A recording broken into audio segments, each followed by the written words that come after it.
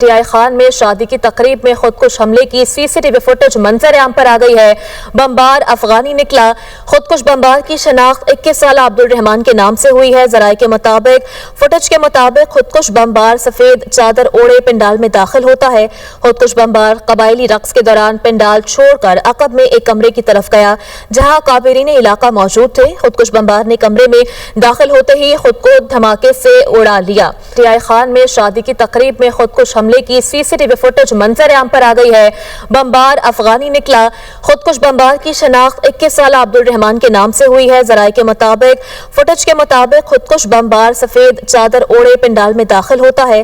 खुदकुश bomber कबायली रक्स के दौरान पंडाल छोड़कर अकब में एक कमरे की तरफ गया जहां काबिरीन इलाका मौजूद थे। खुदकुश बमबार ने कमरे में दाखिल होते ही खुद को धमाके से उड़ा लिया। टीआई खान में शादी की तकरीब में खुदकुश हमले की सीसीटीवी फुटेज मंजर आम पर आ गई है। बमबार अफगानी निकला। खुदकुश बमबार की शनाख्त 21 साल अब्दुल रहमान के नाम से हुई है। जराये के मुताबिक फुटेज के मुताबिक खुदकुश बमबार सफेद चादर ओढ़े पंडाल में दाखिल होता है।